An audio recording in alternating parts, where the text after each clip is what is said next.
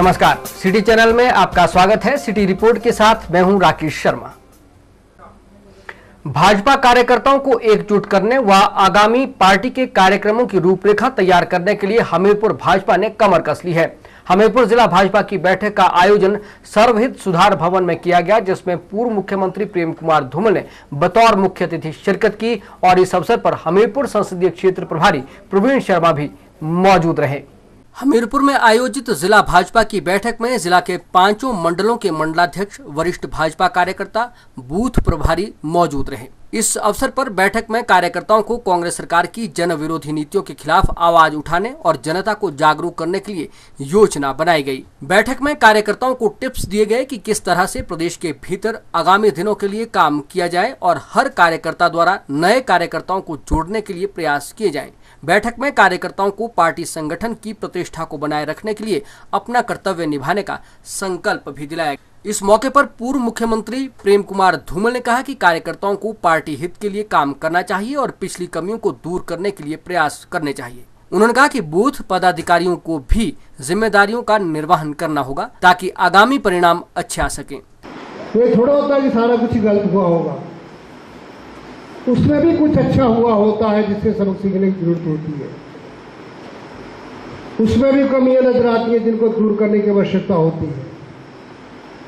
ठीक इसी प्रकार से जीत में भी जिन कारणों से जीत हुई उनको आइडेंटिफाई करना, उनको चिन्हित करना और उनके आधार पर आगे बढ़कर सफलता को और शानदार बनाने का प्रयास। सिटी चैनल के लिए हमीरपुर से अरविंदर सिंह की रिपोर्ट। हमीरपुर के बचत भवन में जिला शिकायत निवारण समिति की बैठक का आयोजन किया गया, जिसमें उद्योग मंत्री मुकेश अग्निहोत्री ने बतौर मुख्य अतिथि और सीपीएस इंद्रदत्त लखनपाल ने विशिष्ट अतिथि के तौर पर शिरकत की। बैठक में जिला अधिकारियों को सरकार की नीतियों को सही ढंग से पहुंचाने के लिए दिशा निर्देश भी दिए गए।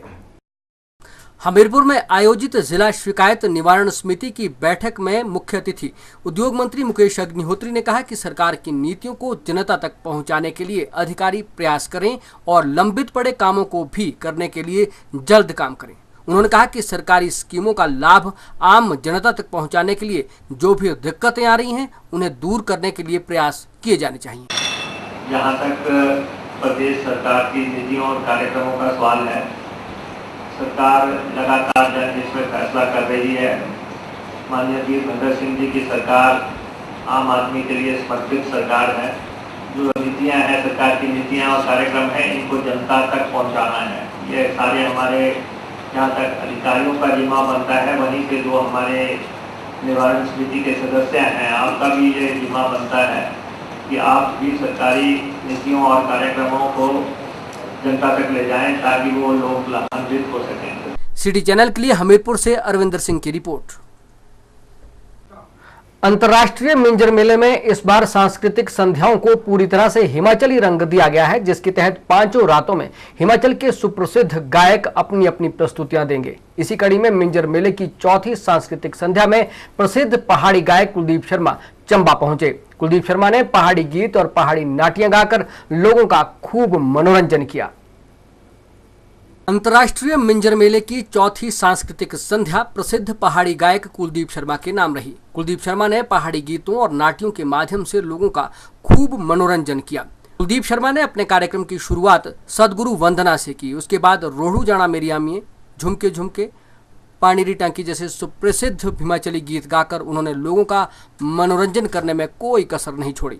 मिंजर मेले की चौथी सांस्कृतिक संध्या में कमांडर एयरफोर्स स्टेशन डलहौजी के ग्रुप कैप्टन पीके सुब्बा बतौर मुख्य अतिथि शरीक हुए। चंबा के उपायुक्त संदीप कदम ने मुख्य अतिथि का शॉल, टोपी और स्मृति चिन्ह भेंट कर सम्मान किया।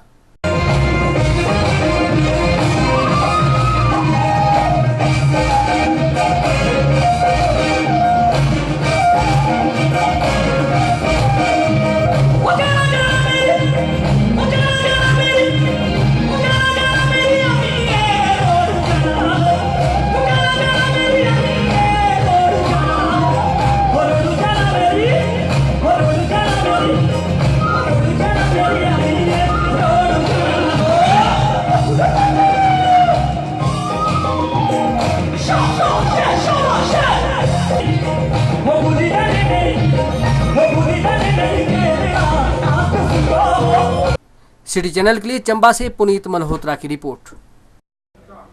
चंबा जिला मुख्यालय के साथ लगती जटकरी पंचायत में एक संदिग्ध व्यक्ति की मौजूदगी का मामला सामने आया है। संबंधित पंचायत के उप प्रधान ने इस बारे में पुलिस को दूरभाष पर सूचना दी, जिसके चलते शाम तक आधा दर्जन पुलिस कर्मियों की एक टीम जटकरी पंचायत पहुंच गई। ग्रामीणों के साथ मिलकर पुलिस ने क्षेत्र के जंगलों में खोजी अभियान शुरू कर दिया है।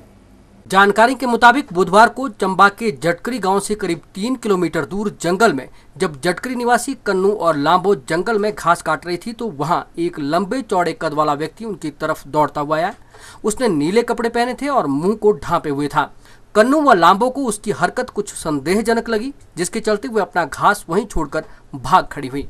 गांव में पहुंचने पर उन्होंने उप प्रधान विक्रम को इस घटना के बारे में जानकारी दी, जिसके चलते उप प्रधान ने तुरंत पुलिस थाना चंबा को दूरभाष के माध्यम से सूचना दी। सूचना मिलते ही 6 पुलिसकर्मियों की एक टीम गांव को रवाना हो गई और करीब 7 बजे गांव में पहुंच गई। पंचायत उप प्रधान विक्रम ने घटना की पुष्टि करते हुए बताया कि पुलिस टीम पहुंच गई है और सुबह सर्च ऑपरेशन चलाने का पुलिस ने फैसला लिया है। इस मामले में सिटी चैनल ने चंबा के एसपी डीके चौधरी से फोन पर बात की। उन्होंने कहा कि पूरे क्षेत्र की छानबीन के लिए पुलिस को तैनात किया गया है। जी एसपी साहब, अभी चंबा में हाल ही में कोई एक मामला आया है, जटकरी पंचायत में कोई संदिग्ध व्यक्ति पाया गया है। क्या है ये पूरा मामला, क्या कहना चाहेंगे आप? वहाँ के लोकल प्रधान से टेलीफोन से सूचना मिली थी कि किसी औरत ने वहाँ जो कि घास काटने के लिए गई थी, कोई एक व्यक्ति देखा है संदिग्ध हालत में। तो उसके वेरिफिकेशन के लिए हमने अपना पुलिस वहाँ पर भेजी कि पिछले कल भी और आज भी, तो वहाँ पर वेरीफाई कर रहे हैं कि जंगल में छानबीन कर रहे हैं जहाँ पर वो घास काट रही थी। अभी तक कोई कंफर्मेशन इस रिपोर्ट की हुई नहीं है और वहाँ के आसपास के सभी इलाके के सभी लोगों से पूछताछ की जा रही है जी। तो अभी तक कोई इसकी कंफर्मेशन हमारे को नहीं हुई। सिटी चैनल के लिए चंबा से पुनीत मल्होत्रा की रिपोर्ट। प्रदेश विश्वविद्यालय के फीस वृद्धि के प्रस्ताव को लेकर सोलन कॉलेज में एसएफआई और एनएसयूआई ने धरना प्रदर्शन कर वीसी का पुतला फूंका। छात्र संगठनों का आरोप है कि फीस में 35% की वृद्धि का सीधा असर प्रदेश के गरीब छात्रों पर पड़ेगा। उन्होंने कहा कि जहां छात्र रूसा लागू होने से पहले ही परेशान थे, वहीं फीस में हुई वृद्धि भी उनके लिए सरदर्द बन गया है। हिमाचल प्रदेश विश्वविद्यालय द्वारा की गई फीस वृद्धि को लेकर सोलन कॉलेज में एसएफआई और एनएसयूआई ने धरना प्रदर्शन कर वीसी का पुतला फूंका। प्रदेश यूनिवर्सिटी द्वारा 35% फीस में वृद्धि की गई है, जिसका असर सीधा प्रदेश के छात्रों पर पड़ेगा। जहां छात्र रूसा लागू होने से परेशान है, वहीं फीस में हुई वृद्धि भी उनके लिए सिरदर्द बना हुआ है। इस विषय में एसएफआई के जिला सचिव मोहित वर्मा ने कहा कि फीस में की गई वृद्धि से प्रदेश के अंदर लाखों छात्र उच्च शिक्षा से दूर हो जाएंगे। पूरे हिमाचल प्रदेश के अंदर जो पिछले कल इसी की बैठक के अंदर फैसला लिया गया है कि फीस को 30 से 35% तक बढ़ा दिया जाएगा, उसके खिलाफ हम लोग विरोध प्रदर्शन कर रहे हैं और ये प्रदर्शन पूरे हिमाचल प्रदेश के अंदर हम बहुत उग्र आंदोलन के रूप में करेंगे। जैसा कि हमने पहले भी फीस वृद्धि को रोका है और जो यूनिवर्सिटी तर्क दे रही है कि इस फीस बढ़ाना जरूरी है, उसके पीछे वो बोल रही है कि प्रदेश सरकार की तरफ से बजट नहीं आ रहा है। तो हम प्रदेश सरकार से मांग करते हैं कि वो बजट बढ़ाया जाए, क्योंकि ये फीस बढ़ाने का जो बोझ है वो छात्रों के ऊपर नहीं दिया जा सकता। हम बहुत पहले से मांग कर रहे हैं कि जो वाइस चांसलर है पूरी तरह से करप्ट है और उसे हिमाचल प्रदेश विश्वविद्यालय का वाइस चांसलर रहने का कोई हक नहीं है। एनएसयूआई के जिला सचिव विक्रम ठाकुर ने कहा कि यूनिवर्सिटी प्रदेश के छात्रों के जीवन से खिलवाड़ कर रही है। फीस में हुई वृद्धि को यूनिवर्सिटी द्वारा वापस नहीं लिया गया तो वे अपने आंदोलन को और उग्र करेंगे। हम डिग्री कॉलेज में प्रदर्शन कर रहे हैं। ये प्रदर्शन हमारा यूनिवर्सिटी और वाइस चांसलर के खिलाफ है। इन्होंने कल ही यहाँ पर फीस वृद्धि की है जो कि 35% है और जिनके पास सेमेस्टर उनके हर साल 10% बढ़ा दी जाएगी। ये गरीब बच्चे वो इसको अफोर्ड नहीं कर सकते हैं। इस कारण हम यहाँ पर इनका पुतला फूंक रहे हैं और हम इन्हें बताना चाहते हैं कि अगर ये फीस वृद्धि वापस नहीं लेते हैं तो एनएसयूआई इसी प्रकार से प्रदर्शन करती रहेगी और जरूरत पड़ी तो आमरण अनशन भी करेगी। सिटी चैनल के लिए सोलन से दयाराम कश्यप के साथ सोम मेहता की रिपोर्ट। भारत विकास परिषद सोलन और अन्य 20 स्वयंसेवी संस्थाओं और निजी स्कूल के लगभग 20 विद्यार्थियों के सहयोग से सोलन शहर को ग्रीनर, क्लीनर और सेवर बनाने के उद्देश्य से साफ सफाई अभियान चलाया गया था, जिसके अंतिम दिन सभी संस्थाओं के सदस्यों सहित स्कूली विद्यार्थियों द्वारा सोलन के माल रोड पर साफ सफाई कर लोगों को पर्यावरण संरक्षण का संदेश दिया गया। भारत विकास परिषद सोलन और अन्य 20 स्वयंसेवी संस्थाओं और निजी स्कूल के लगभग 20 विद्यार्थियों के सहयोग से सोलन शहर को ग्रीनर, क्लीनर और सेवर बनाने के उद्देश्य से सफाई अभियान चलाया गया, जिसके अंतिम दिन सभी संस्थाओं के सदस्यों सहित स्कूली विद्यार्थियों द्वारा सोलन के माल रोड पर साफ सफाई कर लोगों को पर्यावरण संरक्षण का संदेश दिया गया। संस्थाओं के पदाधिकारियों द्वारा स्थानीय लोगों को अभियान के दौरान शहर को स्वच्छ और सुंदर बनाने के लिए सहयोग की अपील भी की गई। विद्यार्थियों ने उपायुक्त कार्यालय से लेकर पुराने बस अड्डे तक सड़क पर पड़े कूड़ा करकट को एकत्र कर उसे कूड़ेदान में डाला, ताकि लोगों को शहर की साफ सफाई के प्रति जागरूक किया जा सके। अभियान के सदस्य शैलेंद्र कंवर ने कहा कि इस दौरान शहर के लोगों को सफाई के विषय में जागरूक किया गया और संस्था द्वारा सप्ताह में एक दिन माल रोड सड़क की साफ सफाई की जाएगी। उन्होंने कहा कि आज इस अभियान का अंतिम दिन है, लेकिन संस्था तब तक अभियान जारी रखेगी जब तक लोग स्वयं इस अभियान का महत्व न समझें। सोलन शहर के 22 NGO जो हैं सब ने मिलके ये सफाई अभियान शुरू किया। इसके बाद हम शहर को हरा भरा और ट्रैफिक के हिसाब से सेफ रखने के बारे में भी मुहिम चलाएंगे। आज और कुछ दिन पहले से मैं देख रहा हूँ कि यहाँ पे बुजुर्ग लोग और कुछ ऑर्गेनाइजेशंस मिल के माल रोड को साफ़ करने की एक मुहिम चलाई है इन्होंने, और मुझे बड़ा अच्छा लगा कि इससे कम से कम मैसेज लोगों को जा रहा है कि आप कूड़ा ना फैलाएं। अगर है आपके पास तो आप उसको कम से कम जो डेस्टिनेटेड जगह है म्यूनसिपल कमेटी की, डस्टबिन रखे हुए हैं, उसमें डालो। सोलन से ताल्लुक़ रखता हूँ और आज मार्केट में आना हुआ तो बड़ी खुशी हो रही है देख के कि हमारे दुर्गा पब्लिक स्कूल के छोटे छोटे बच्चे और हमारे सीनियर सिटीजन्स किस तरह से सोलन की सफाई में इतना बड़ा योगदान दे रहे हैं और इतना अच्छा मैसेज दे रहे हैं कि हमें सारा कूड़ा जो है कूड़ेदान में डालना चाहिए। तो मुझे लगता है, आई पर्सनली फील कि हम सबको इनके साथ काफ़ी योगदान देना चाहिए, खुद का भी जितना हो सके। इस सफाई अभियान का एक हिस्सा बनने आई हूँ। मैं लोगों को यही संदेश देना चाहूँगी कि हमारा ये जो माँ शूलिनी का शहर है, इसको हम साफ़ सुथरा रखें। और ज़्यादातर जो दुकानदार होते हैं वो क्या करते हैं, अपनी दुकान का जो कूड़ा होता है वो अपनी दुकान के बाहर या कहीं सड़क पे फेंक देते हैं, पर हमें ऐसा नहीं करना चाहिए। सिटी चैनल के लिए सोलन से दयाराम कश्यप के साथ सो मेहता की रिपोर्ट। प्रदेश में हो रही लगातार बरसात के कारण सरकारी और निजी संपत्ति को काफी नुकसान हो रहा है। खासतौर पर गरीब लोग इससे अधिक प्रभावित हो रहे हैं। बैजनाथ उपमंडल के तहत गांव बुरली कोठी में भी एक गरीब परिवार का मकान पूरी तरह से क्षतिग्रस्त हो गया। हालांकि इसमें किसी तरह का जानी नुकसान नहीं हुआ, लेकिन परिवार के कुछ लोग घायल हुए हैं और उनके सर से छत जरूर गई है। हैरानी की बात यह है कि प्रशासन की ओर से प्रभावित परिवार की सुध तक नहीं ली गई। स्थानीय विधायक किशोरी लाल ने प्रभावितों के घर जाकर हर संभव सहायता देने का आश्वासन दिया। पपरोला कस्बा पंचायत के तहत बुरली कोठी में लगातार हो रही बरसात के कारण रात 2 बजे एक मकान ढह गया। हालांकि मकान गिरने से किसी का जानी नुकसान नहीं हुआ, लेकिन वहां रह रहे परिवार बेघर हो गए। प्रत्यक्षदर्शियों और स्वयं मकान मालिक के मुताबिक वो जब कमरे में सो रहे थे कि अचानक गिरने की आवाज आई। आवाज सुनते ही वो तुरंत उठ गए, लेकिन उसी दौरान मकान गिर गया, जिससे वहां सो रहे घर के 4 सदस्यों को चोटें भी आई। जैसे तैसे पड़ोसियों ने बाहर निकाला और नजदीक आयुर्वेदिक महाविद्यालय में लेकर उपचार करवाया। प्रशासन की तरफ से किसी ने भी उनके घर जाने की जहमत नहीं की, लेकिन स्थानीय विधायक किशोरी लाल ने वहां पहुंचकर परिवार वालों का दर्द बांटा और आश्वासन दिया कि जल्द ही प्रशासन की ओर से यथासंभव सहायता दी जाएगी। इस संबंध में रेवेन्यू के जो यहाँ अधिकारी हैं उन्हें आदेश दिए जाएंगे कि शीघ्र ही इस परिवार की मदद की जाए। इन्हें फौरी तौर पर त्रिपाल मुहैया कराया जाए, धनराशि दी जाए, ताकि अपना पुनर्वास जो है वो कर सकें। प्रभावितों ने कहा कि जब वो कमरे में सो रहे थे तो अचानक आवाज आने से वे उठे, लेकिन मकान गिर गया था और वो सब दब गए, जिस कारण उन्हें चोटें भी आईं। 2 बजे रात डरती है, छेड़ सुनी, मैं जागी गई। आई वो निकल दिया तो बोल पूरा सामान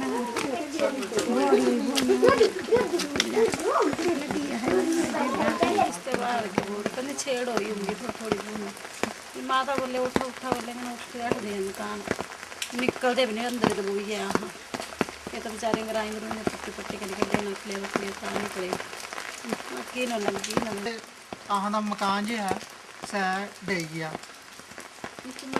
मान हुई जो भी है, मतलब मेरे घर के 5 बंदे थे यहाँ, नीचे दबी है अगले वगले ग्राएं दे निकाले दा आज प्रशासन को सिटी चैनल के लिए बैजनाथ से कमल गुप्ता की रिपोर्ट।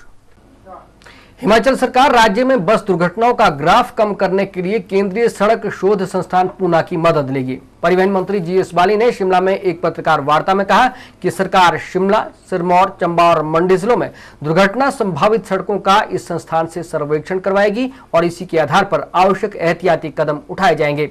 उन्होंने कहा कि सभी सड़कों के किनारे चमकदार लाइनें लगाने पर भी सरकार विचार कर रही है ताकि चालकों को सड़क के किनारों का आभास हो सके। शिमला में आयोजित पत्रकार वार्ता के दौरान परिवहन मंत्री जीएस बाली ने कहा कि उन्होंने हाल ही में केंद्रीय सड़क परिवहन मंत्री नितिन गडकरी से मुलाकात कर देश में 4000 फुट से अधिक की ऊंचाई पर स्थित राज्यों के लिए अलग सड़क नीति बनाने और यहां सड़क सुरक्षा के अतिरिक्त उपाय करने की मांग की है ताकि दुर्घटनाओं को कम किया जा सके। बाली ने कहा कि राज्य पथ परिवहन निगम ने सड़क सुरक्षा उपायों के लिए लाइसेंस फीस से रखी जाने वाली 1/4 राशि को बढ़ाकर अब 2 गुना कर दिया है ताकि इस काम पर अधिक पैसा खर्च किया जा सके। उन्होंने कहा कि वर्ष 2009 में प्रदेश में सड़क दुर्घटनाओं में 52 लोगों, 2010 में 53, 2011 में 73, 2012 में 62 और 2013 में 33 लोगों की जानें गईं। दो इशू है। एक तो सबसे बड़ा इशू ये है कि जो हादसा हुआ, मैंने जैसे आपको बताया अभी एक मैजिस्ट्रियल इंक्वायरी और टेक्निकल इंक्वायरी दोनों चल रही हैं। पर कल हम स्पॉट में गए थे, हमने फोटोग्राफ भी आपको दिखाई है। उस स्पॉट पर 2 गाड़ियां मुश्किल से क्रॉस कर रही है। तो धुंध जो वहाँ के लोकल जो लोग हैं वो ये मुझे बता रहे थे कि जिस समय ये एक्सीडेंट हुआ उस वक्त बहुत ज़्यादा धुंध पड़ी थी, थिक धुंध थी। हो सकता है दोनों ड्राइवरों को गाड़ी नज़र ना आई हो और एकदम दोनों ने लास्ट में जो एक्शन लिया उसमें वो गाड़ी वहाँ से नीचे गई है, ऐसा महसूस होता है। बाकी पूरी चीज़ इंक्वायरी के आने के बाद ही पता लगेगा। और मैंने माननीय गडकरी जी को चिट्ठी लिखी है, माननीय मुख्यमंत्री जी से भी चर्चा करूंगा कि ये जो हमारी रोड जो 4000 फुट से ऊपर बनती हैं, जहाँ जरा जो बिल्कुल स्टीप रोड्स हो जाती हैं, वहाँ पर क्रैश बैरियर के बिना और जो मार्किंग है, चाहे वाइट और येलो मार्किंग जो है, जो उसमें अच्छी तरह से नजर आए, उसके बिना रोड जो है वो एक्सीडेंट का न्योता देती है। तो मैं समझता हूं कि उसके ऊपर जल्दी से जल्दी काम होना चाहिए। That should be part of the project. राजनीतिक सवाल के जवाब में उत्तर देते हुए बाली ने कहा कि कांग्रेस द्वारा विपक्ष में रहते तैयार की गई चार्जशीट में प्रशांत भूषण के जमीन के मामले से संबंधित दस्तावेज उन्हें शहरी विकास मंत्री सुधीर शर्मा ने, जबकि पूर्व मुख्यमंत्री प्रेम कुमार धूमल के 2 पैन कार्ड से संबंधित दस्तावेज गंगूराम मुसाफिर ने उपलब्ध करवाए थे। कुछ नहीं है, मेरी चार्जशीट जो है अभी तक उसको किसी ने चैलेंज नहीं किया है। मैंने ये कहा था कि तथ्यों के ऊपर आधारित है, प्रूफ के ऊपर आधारित है। मैंने जैसे बताया कि मुझे कागज जो दिए वो मैंने अपने पास कागज सेफ कस्टडी में रखे हुए। किसने कौन सा कागज दिया है मैंने अभी बताया कि जैसे प्रशांत भूषण जी का कागज है वो सुधीर जी ने दिया। तो 5-4 लोग हम कमेटी में थे, मैं उसका अध्यक्ष हूँ। तो अध्यक्ष होने के नाते मेरी जिम्मेवारी बनती है, मैं सारी जिम्मेवारी अपने ऊपर लेता हूँ। मगर उसमें कोई अगर ये भी है कि मैंने कहा कि कोई भी जिसने कोई गुनाह ना किया हो उसको हम उसके पीछे नहीं लग सकते हैं, और जो जिसने किया हो उसको छोड़ भी नहीं सकते हैं। या तो वो आदमी माफ़ी मांगे कि मेरे से गलत हुआ है, उसको आगे मैं इम्प्रूव करूँगा, तो वो प्रदेश की जनता के सामने सारे तथ्य आना चाहिए। मगर उसके साथ साथ मैं सदा ये कहता हूँ कि इस चार्जशीट में और भी बहुत कुछ है जिसके ऊपर काम करने की आवश्यकता है। सिटी चैनल के लिए शिमला से विक्रम कुमार के साथ राकेश शर्मा की रिपोर्ट। सावन के महीने में भगवान शिव की आराधना की जाती है और इस मौके पर अंतर्राष्ट्रीय सामाजिक व धार्मिक संस्था आर्ट ऑफ लिविंग की ओर से प्रदेश भर में रुद्र पूजन और रुद्राभिषेक का खास दौर चलाया गया है, जिसके लिए बेंगलोर आश्रम से स्वामी मधुसूदन जी और 3 वेदाचार्य हिमाचल प्रवास पर हैं। शिमला के गंज स्थित श्री राधा कृष्ण मंदिर में हुए रुद्राभिषेक कार्यक्रम में आज आर्ट ऑफ लिविंग के सदस्यों और बड़ी संख्या में स्थानीय लोगों ने हिस्सा लिया। अंतर्राष्ट्रीय सामाजिक व धार्मिक संस्था आर्ट ऑफ लिविंग की ओर से पर्यावरण की शुद्धि और लोगों की मानसिक शांति के लिए इन दिनों प्रदेश भर में रुद्राभिषेक कार्यक्रमों का आयोजन किया जा रहा है, जिसके लिए खास तौर से आर्ट ऑफ लिविंग के बेंगलोर आश्रम से स्वामी मधुसूदन जी और 3 वेदाचार्य हिमाचल दौरे पर हैं और वे पूरे वैदिक मंत्रोच्चारण के साथ रुद्र पूजन और रुद्राभिषेक कर रहे हैं। राजधानी शिमला के अपने 3 दिवसीय प्रवास के पहले दिन स्वामी मधुसूदन ने शिमला के गंज स्थित श्री कृष्ण मंदिर में रुद्राभिषेक किया इस मौके पर आर्ट ऑफ लिविंग के सदस्यों और बड़ी संख्या में स्थानीय लोगों ने हिस्सा लिया। रुद्राभिषेक कार्यक्रम के दौरान आर्ट ऑफ लिविंग की ओर से सत्संग का आयोजन भी किया गया।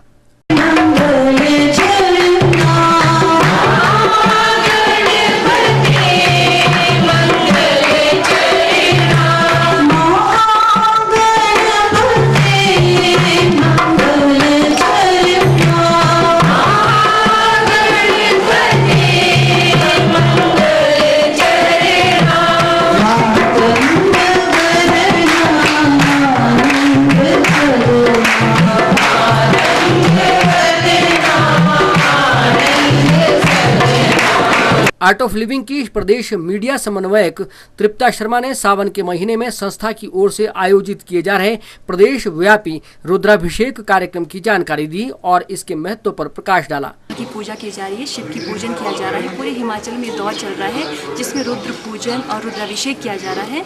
तो हमारे इंटरनेशनल सेंटर बेंगलोर आश्रम से खास तौर पर स्वामी मधुसूदन जी और उनके साथ 3 वेदाचार्य आए हैं जो पूरा वैदिक उच्चारण के साथ जिन्होंने ये पूजा की है। और इसके अलावा हमारा मकसद है पूजा का पर्यावरण शुद्धि और सबकी मानसिक शांति बनी रहे और साथ ही रुद्र अभिषेक और रुद्र पूजन से वास्तु दोष दूर होते हैं, कर्म दोष दूर होते हैं और गृह शांति होती है। और इसके साथ ही जो पूरे वातावरण में नकारात्मक ऊर्जा है उसका विनाश होता है और पूरी सृष्टि में सकारात्मक ऊर्जा का संचार होता है।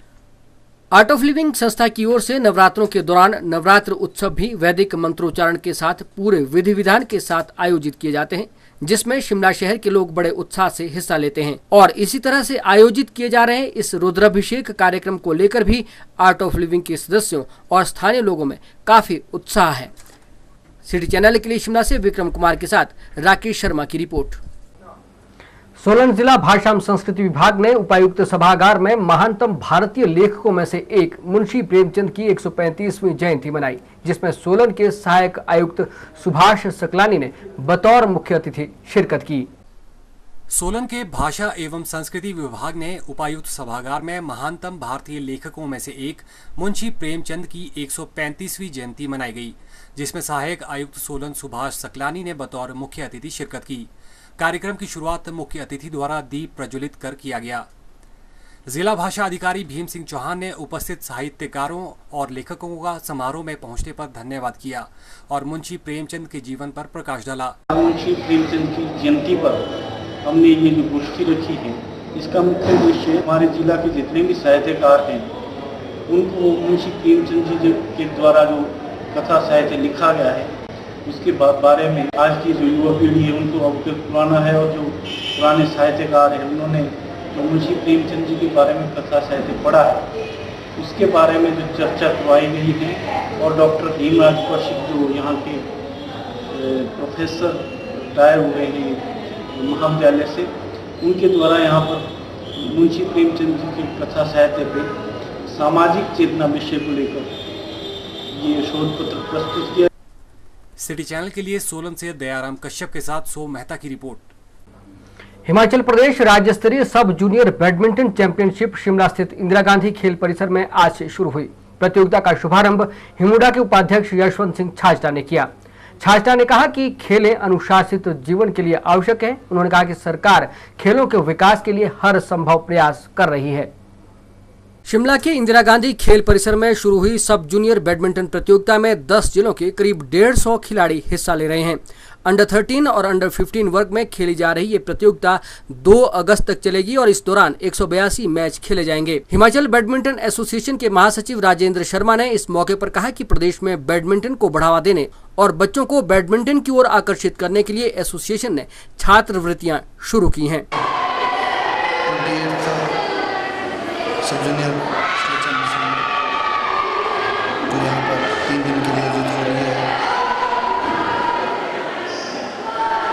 31 से 2 अगस्त तक। यहाँ पर बच्चे हमारे 10 डिस्ट्रिक्ट्स के बच्चे अंडर 13 और अंडर 15 कैटेगरी में भाग ले रहे हैं। परफॉर्मेंस के आधार पर इन बच्चों का चयन जो है वो राष्ट्रीय स्तरीय बैडमिंटन प्रतियोगिता जो कि रोहतक में होने जा रही है उसके लिए किया जाएगा। सिटी चैनल के लिए शिमला से राजेंद्र काली के साथ राकेश शर्मा की रिपोर्ट। हिमाचल प्रदेश विश्वविद्यालय में बीते कल कार्यकारी परिषद की बैठक में फीस बढ़ोतरी के प्रस्ताव को हरी झंडी दिए जाने का सभी छात्र संगठन कड़ा विरोध कर रहे हैं।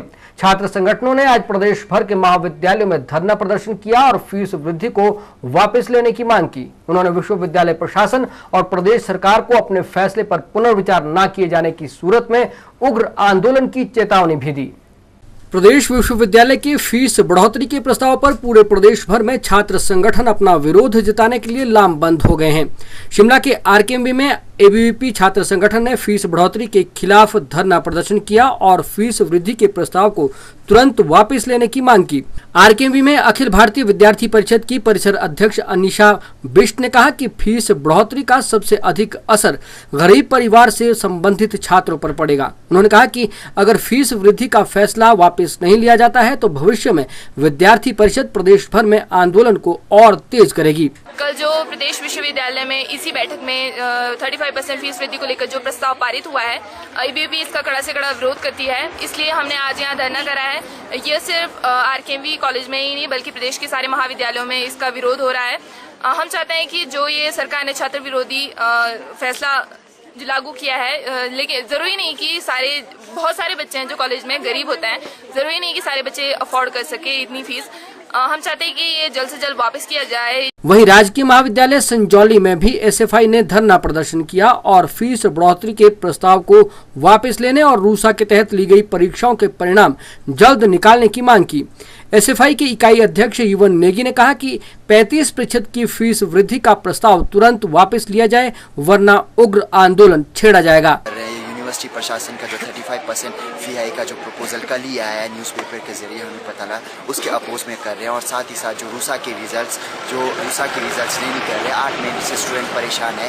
हम ये अपेक्षा करते हैं यूनिवर्सिटी प्रशासन से कि आने वाले टाइम में ये जो 35% फी हाइक का जो प्रपोजल आ चुका है स्टूडेंट्स के मध्य, ये 35% फी हाइक का प्रपोजल जल्द से जल्द वापस लिया जाए और रूसा के तहत जो रिजल्ट है वो जल्द से जल्द घोषित किया जाए।